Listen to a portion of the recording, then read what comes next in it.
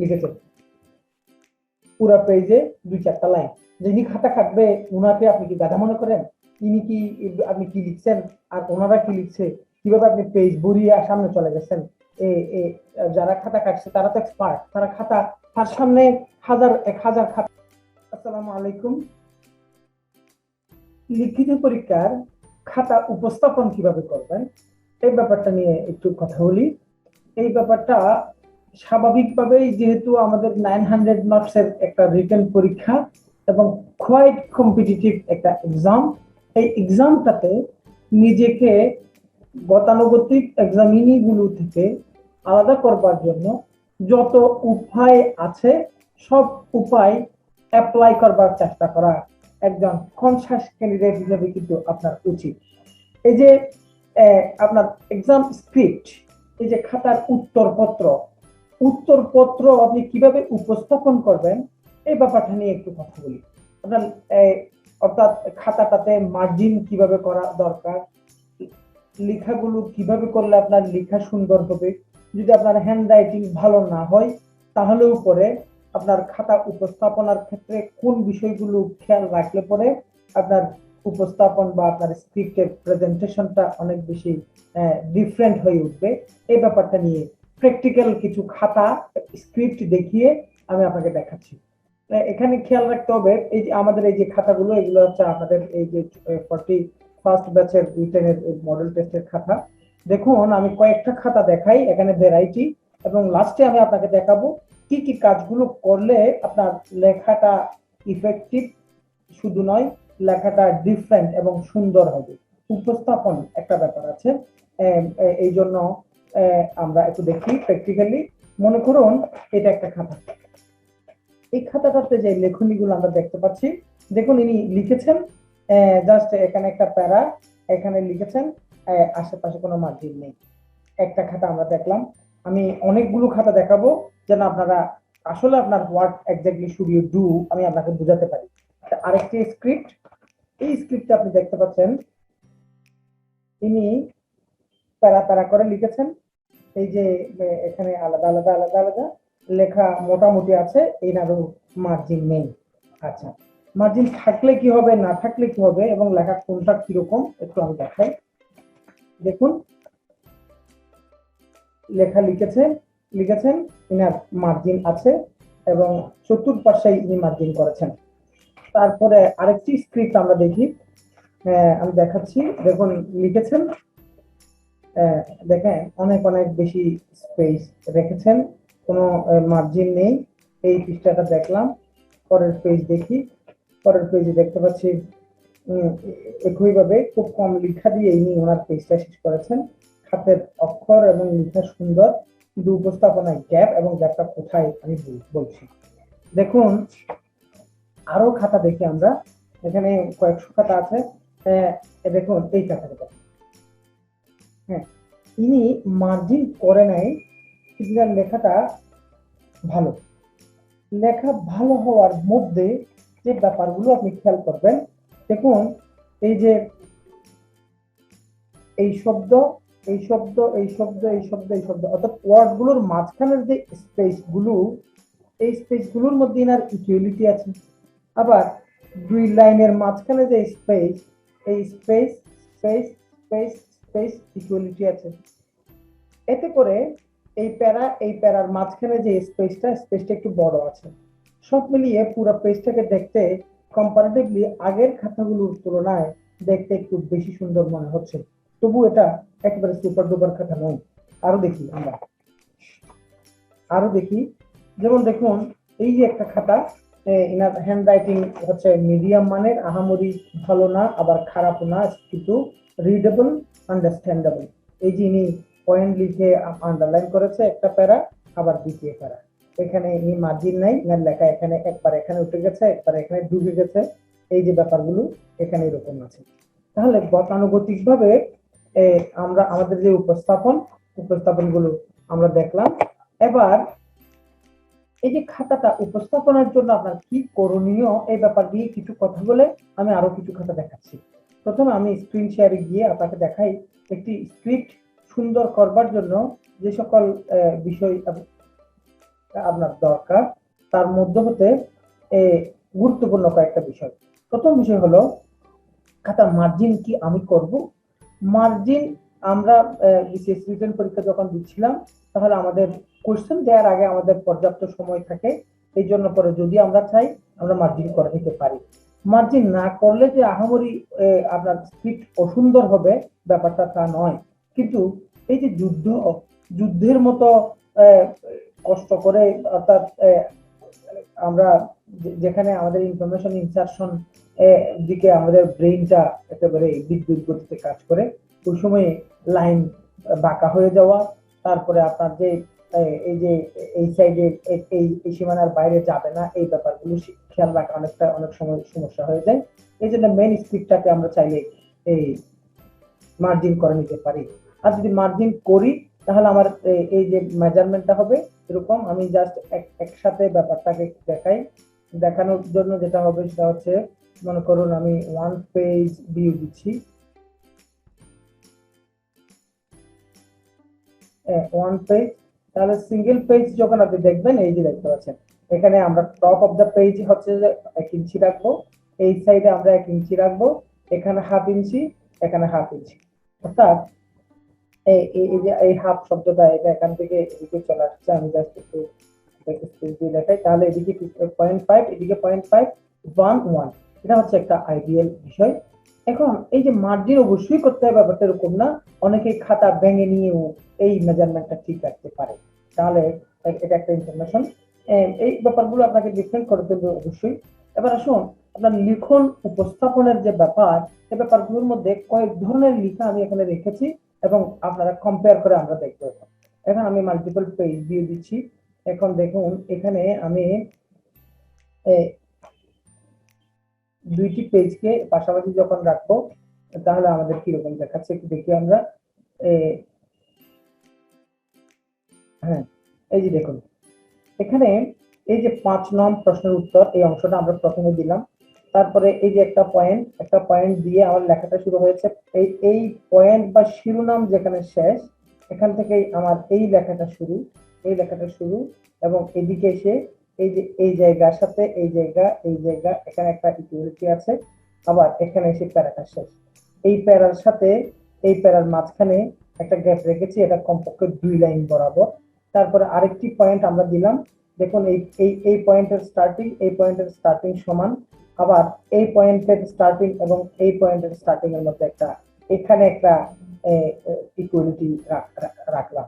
তারপরে এসে এই যে এখানে মানে আমি এই জাস্টিফাইড কম্পিউটারে এখানে এই যে ইকুয়ালিটি, এই ব্যাপারগুলো আবার এখানে এসে আবার গ্যাপ দিলাম, আবার এখানেও এসে এই প্যারা এই এই প্যারা এই প্যারা, তাহলে এই দেখেন এই লাইনগুলো যে স্টার্টিং পয়েন্টগুলো এগুলো আমরা সমান রেখেছি।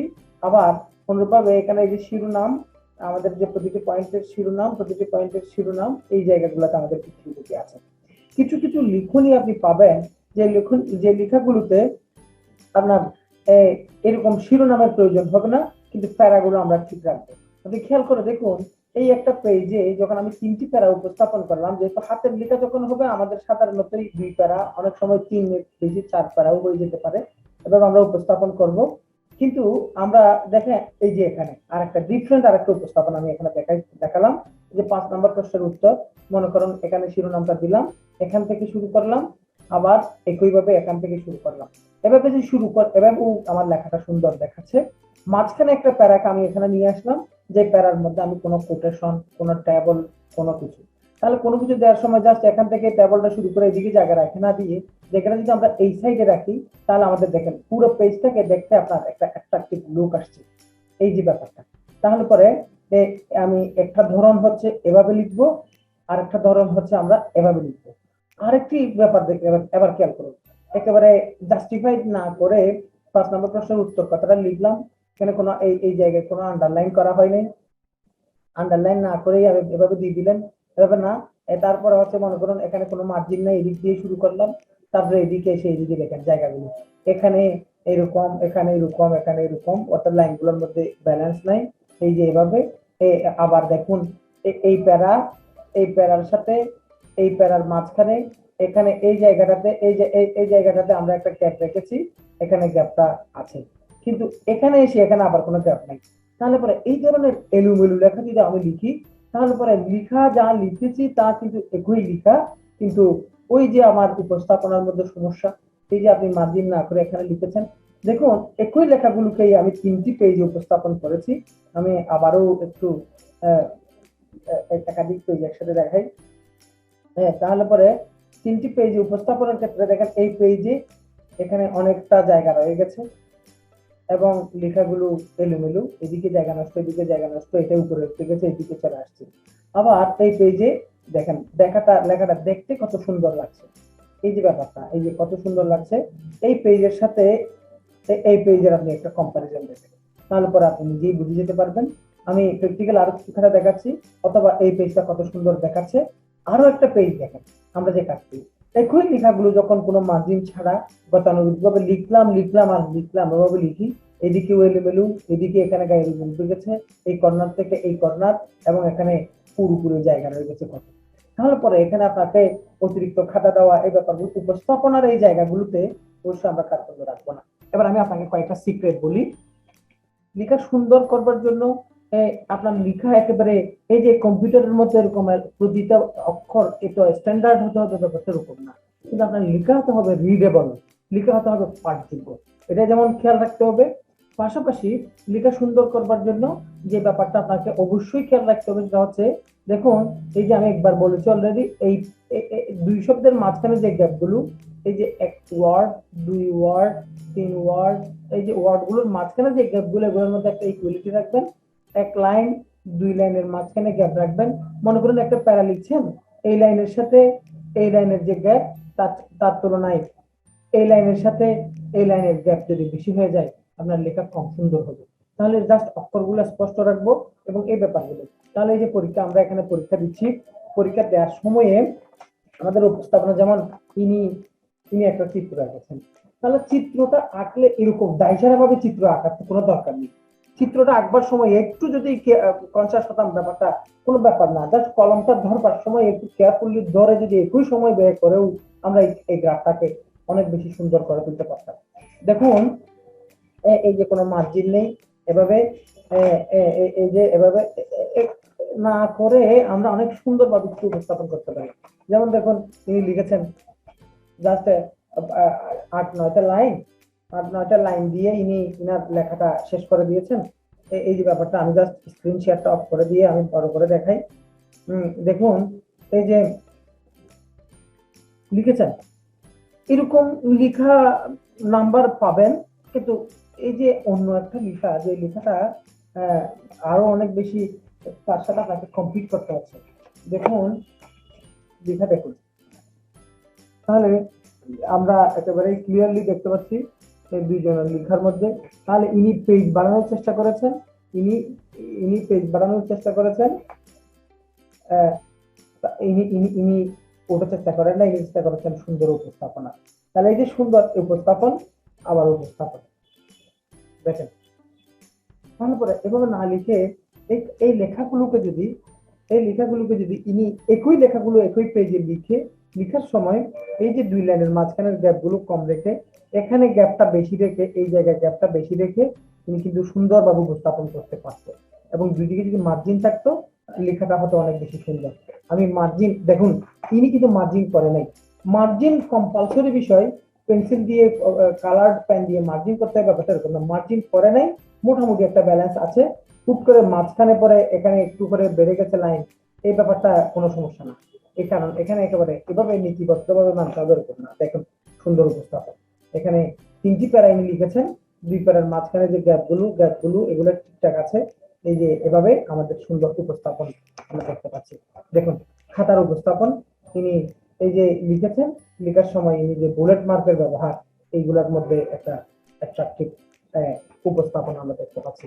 কিন্তু এই যে সেম প্রশ্নের উত্তর লিখে জাস্ট লিখে গেছে, ইভেন ইনি বুলেট মার্ক ব্যবহার করেছে, বুলেট মার্ক থেকে শুরু করে সবকিছু ব্যবহার করেছে, কিন্তু লেখাগুলোর মধ্যে দেখেন একটা বুলেট মার্ক যুক্ত 2টা লাইন যদি একসাথে লিখে এই জায়গার গ্যাপগুলোর মধ্যে যদি একটা ইকুয়ালিটি থাকতে, দেখেন এই গ্যাপের সাথে পরের একই প্যারার মাঝখানের গ্যাপ সমান হয়ে গেছে। এই ব্যাপারগুলো জাস্ট একটু লেখার সময় অভ্যাস যদি রাখি তাহলে হয়। যেমন দেখুন আরেকটা খাতা দেখাই, আরেকটা খাতা দেখাই। এখানে আমরা দেখতে পাচ্ছি, দেখেন সুন্দর উপস্থাপন, হ্যাঁ, কোনো মার্জিন করে নেই। মার্জিন না করেও ইনি চারিদিকে জায়গা রাখার যে কাজ এবং সুন্দর উপস্থাপন, এই ব্যাপারগুলো কিন্তু এখানে আমরা দেখতে পাচ্ছি। দেখেন পুরো খাতায় ইনি এই কাজটা করেছেন, খাতাটা ভেঙে নিয়ে তাহলে লেখাটা তাহলে এবার দেখেন লিখেছেন পুরো পেজে 2-4টা লাইন। যিনি খাতা কাটবে উনাকে আপনি কি গাধা মনে করেন? ইনি কি, আপনি কি লিখছেন আর ওনারা কি লিখছে, কিভাবে আপনি পেজ ভরিয়ে সামনে চলে গেছেন। যারা খাতা কাটছে তারা তো এক্সপার্ট, তারা খাতা, তার সামনে 1000 খাতা আছে, 1000 মানুষকে সে খাতার মধ্যে দেখতে পাচ্ছে, আর আপনি তাচ্ছিল্য করে ওভাবে ইচ্ছা মতো আপনি লিখে যাবেন, এই কাজগুলো আমরা করবো না।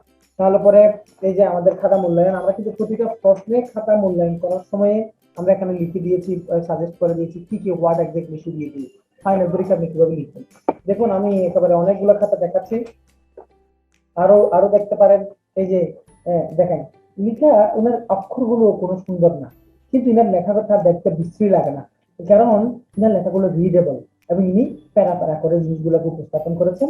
উপরে এবং সাইডে মার্জিন রেখেছেন, এই সাইডে মার্জিন যেভাবে রেখেছে ভাবে একেবারে জ্যামিতিক ভাবে আপনাকে 0.5 এবং 1 ইঞ্চি মেপে মেপে যে ভাগতে হবে ভাগতে হবে না। যেমন আরো একটা খাতা দেখেন, এভাবে পাঠযোগ্য হলে কিন্তু হয়, কারণ ইনি লিখেছে কম কিন্তু উপস্থাপনার ঢংটা দেখেন, ওই যে আমি এরকম একটা স্টাইল দেখাইছিলাম, এখানে একটা, এখানে একটা, মাঝখানে লিখে ঢুকে গেছে, সুন্দর উপস্থাপন, সুন্দর, মানে কোনো ইয়া না। তাহলে পরে আবার আরো দেখি, আরো দেখি এই যে এই ব্যাপারগুলো দেখা দরকার। এই যে লিখেন দেখেন বস্তা মার্কা লেখা, পুরা শুরু থেকে শেষ পর্যন্ত পুরো একটা প্যারা লিখে গেছে। এই টাইপ লিখা একেবারেই লিখবো না, এই টাইপ লিখা একেবারেই লিখবো না। ইভেন এসে লিখবার সময়ও আমরা এখানে প্যারা ভাগ করে নিব। ইভেন লেখাগুলোর সাইজ গুলো এত বড় বড় লেখা লিখলে পেজ বেশি হলে আপনাকে বেশি নাম্বার দিবে। এটা বিসিএস পরীক্ষা, এটা আপনার ফার্স্ট ইয়ার থেকে সেকেন্ড ইয়ারে যাওয়ার জন্য ইন্টারমিডিয়েট প্যানেল ইন্টারমিডিয়েট পরীক্ষা না, এখানে আপনাকে আলাদা করে নিতে হবে। এই দেখেন ইনার লেখা ভালো, অক্ষর সুন্দর, মার্জিন করেছে, কিন্তু মার্জিন করার মধ্যে গ্যাপ হয়ে গেছে। ব্যাপারটা কি, এই যে মার্জিন করা, এত পূর্ণি মার্জিন কেন কেন করবো? এই যে হাফ ইঞ্চি মার্জিন, হাফ ইঞ্চির চেয়েও অনেক কম রাখছে, এরকম না, এখানেও 1 ইঞ্চির চেয়ে অনেক কম। হ্যাঁ, তারপরে এইদিকে কোনো মার্জিন নেই, লেখাগুলো উঠে গেছে, একটা লাইন ঢুকে গেছে, একটা লাইন দিয়ে নিজে আপনারাই বলুন লেখাটা দেখে কেমন দেখাচ্ছে, অথচ লেখা সুন্দর, উপস্থাপনার কারণে ইনার এই গ্যাপটা আমরা আমাদের চোখে পড়ছে। দেখেন লেখা ছোট লেখা, দেখেন আরো আরেকটা কথা, ছোট লেখা, ইনিও মার্জিনের মধ্যে ইনারও কার্পণ্য আছে, আরো সুন্দর মার্জিন থাকা দরকার। এত সুন্দর লেখা কিন্তু মার্জিন নাই, এই জন্য একটু গ্যাপটা চোখে পড়ছে। একেবারে গ্যাপ বলবো না, কারণ এত সুন্দর লেখা, যেমন একটা একটা প্যারা করে সুন্দর ভাবে উপস্থাপন। তাহলে লেখা ছোট হলে কম, মানে আপনার লেখার ভেতরে যে লেখনী আছে, ইনফরমেশন আছে, এই ব্যাপারটা কিন্তু এক্সামিনার দেখবেন। সুতরাং আমি আর বাড়াচ্ছি না কথা, পর্বটা অনেক লম্বা হয়ে যাচ্ছে। এই যে ইনি, ইনি আরো খাতা, আমি এখানে অনেকগুলো খাতা আছে। ইনি, ইনার মধ্যে গ্যাপটা বলুন। ইনার মধ্যে গ্যাপ হচ্ছে, ইনি লেখা অনেক সুন্দর, মার্জিনে একটু সমস্যা আছে, আবার ইনার মধ্যে দুই প্যারার মাঝখানে যে গ্যাপটা, এটা আরো একটু বাড়ানো উচিত, বাড়ালে পরে ইনার লেখাটা মোটামুটি আছে, ভালো খারাপ না। এখানে একটা কাজ করে, তিনি হচ্ছে যে 1 নাম্বার প্রশ্নের উত্তর মূর্ধন্য ন, এই লাস্টে পৃষ্ঠার শেষে এই জায়গায় কোনো প্রশ্নের উত্তর শুরু করবো না।